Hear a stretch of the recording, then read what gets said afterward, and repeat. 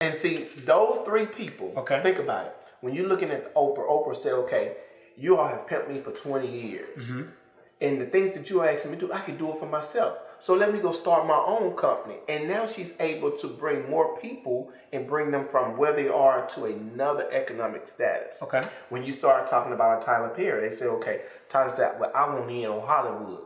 It's like, no, we don't want you in on Hollywood. You can't sit at this table and eat amongst us. Right. You follow me? So he says, okay, no problem. I'll go create my own Hollywood. Correct. And now everybody's been drawn to him. And then you got the third part of that component will be a T.D. Jakes. Okay. But we are starting to get it. And this what about him?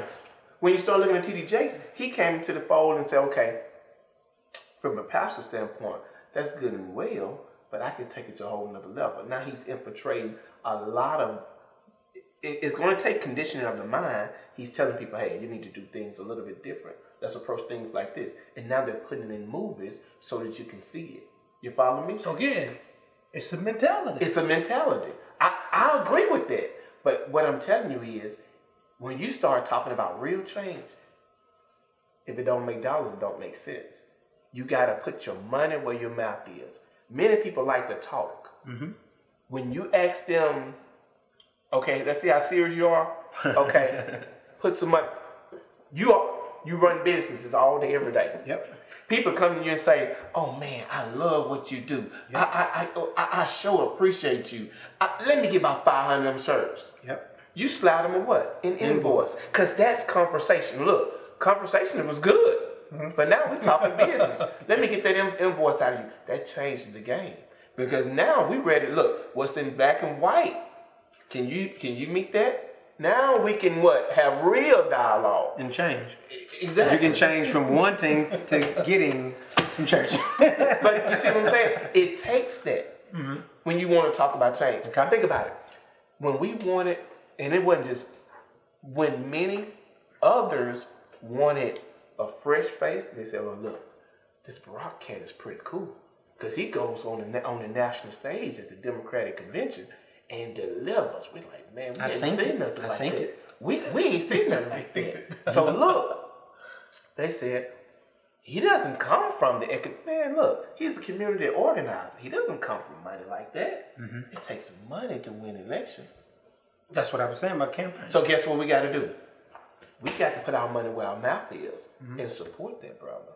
And that's exactly what happened. Okay.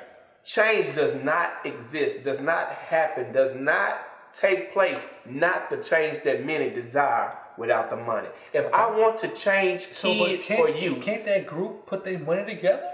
Hold on. Again, what group? Where group is being, done wrong. It's a franchise. Again, I can't remember where it was I read it, but I think it's saying that in 2015, 2016, the spending power for black people is like $1 trillion. Some crazy amount of money. We got big paper. So again, everything we need is there. We have resources. Right. So why isn't it moving forward? Once again, the mentality. So again, besides it's there. So besides that goes back to what do you want? Because I can sit here. If you want something better than what you have now, I can sit here and say that, man, all I care about is black-owned businesses being able to be granted the loans that they are well deserved. They are granted the property that they well deserve, right? That's my biggest focus, biggest concern. And then this brother over here and his crew, like, well, we need the parks built and all this type. Okay, then we begin to... Because there's only so many dollars. Right, but again, all right, so then if what you want is X, what you want is Y. Put that all in the pot, huh? Perfect gumbo. Perfect gumbo. I get it. I mean, it's like... But you got to prioritize. What's going to get the collective group where we need to go, and then we're going to take steps. A change, Well, you said Black America, right? Black America. I'm just saying. Like I said, you said Black America, right? I'm saying, so yeah. That's huge. That is a huge thing. Yeah. Some people don't want to be called black. Some people don't want to be called American. When they hear Black America, he ain't talking to me. Ain't black. Ain't black. Black is a color. He ain't that bullet say you black. Whatever it is, it's like let's say you and I are enemies, right? Right. We're like a half dozen McCoys. Okay. If he's beating both our asses, you know what? Shit. You know what? Let's put this shit on pause for a hot minute and take care of this first. Okay. Why can't we do that? Okay. Why can't we say, you know what? despite being from the north side, the south side, whatever. And this is what I'm gonna ask you. You know what? Let's go ahead. We have a common enemy or a common goal. Okay. Let's put our shit on pause and handle that. This is what I'm gonna do. I saw something just similar to that, So, and I'm gonna tell you what it was. It was Ferguson. At what point, though? It was Baltimore, and it took the something gangs, like that. And now the gang said, "Oh, now we're gonna put that bullshit on pause, and we're gonna come together and say that we're gonna speak as a collective voice." Mm-hmm. Right. Sounds good. Now what? You got to have somebody with real leadership. See, just to put my bullshit on hold and not have a plan and no means of executing ain't worth a damn. I agree. I'm just putting bullshit on hold. And once the spotlight gone, once the camera gone, now we back to bullshit. That ain't helping us. And that's what happens in our culture for so... Look, this has been a cycle, man. Mentality. I don't disagree with you. I never disagree with you. But I'm going to tell you like this right here. So then how do we change that? There's two things you need. Right, go ahead. Here's two things you need. Just two? This is all I need. I need two things. Okay. I need resources in terms of financial, and I need time. Those are two things I need. Okay. No. But those two things, most people have this NIMBY mentality, where it's not in my backyard, as if it doesn't exist. Right. It's not in my backyard, so I'm not going to do it. It ain't 1 mile within reach. So hey, man. And see, that's the problem. Two things you only really need to help bring about change. Time is for sure. Everything's money gonna take time. and time. Now I'm gonna tell you why I say that. You can take your ass and when your kid come home, put some time in with your child. Instead of expecting the schools to do all the work, I agree. Just put some time in with your child. I agree. And so now, when your child goes out now they're bringing about the change that's needed. But that's time. Now, guess what? It ain't just stopping there. I can't just worry about what's going on in my household. See, back in the day, when that street light came down, guess what? If Jared went at home in time, somebody's mama just told Jared, you better get home. And if I ain't get home, they would have got on my case. And by the time I got home, I got a second dose of it. Yeah. You know what happened when I was in church? If I was getting in trouble with church, anybody had the authority to handle and discipline me right there in church. And when I got home, mama gave me some extra. And then when daddy got home from work, he gave me some extra. So I had it my way around. But see, now that ain't happening. See, the problem is time.